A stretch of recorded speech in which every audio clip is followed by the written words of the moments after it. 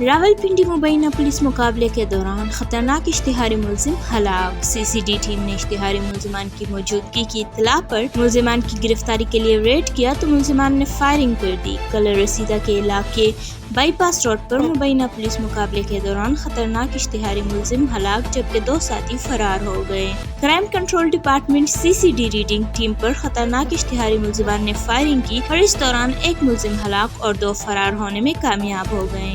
ہلاک شخص کی شناخت زفران علی عرف باغی کے نام سے ہوئی جو سنگین مقدمات میں بتہ خوری جبکہ قتل و اقدام قتل کی وارداتوں میں ریکارڈ یافتہ و مطلوب تھا۔ کرائم کنٹرول ڈپارٹمنٹ ٹیم نے اشتہاری ملزمان کی موجودگی کی اطلاع پر ملزمان کی گرفتاری کے لیے ریڈ کیا تو ملزمان نے فائرنگ کی۔ واقعے کی اطلاع پر سینئر پولیس افسران موقع پر پہنچ گئے جبکہ ہلاک اشتہاری ملزم کے ساتھیوں کا تعاقب جاری ہے۔ خطرناک اشتہاری ملزمان کی فائرنگ کے باوجود بہادری سے مقابلہ کرنے پر S S P C C D نے D S P C C D, S H O C C D اور سی سی ڈی ٹیم کو شاباش دی۔ S S P C C D کا کہنا تھا کہ شہریوں کی جان و مال اور پولیس پر حملہ کرنے والے قانون کی گرفت سے نہیں بچ سکتے۔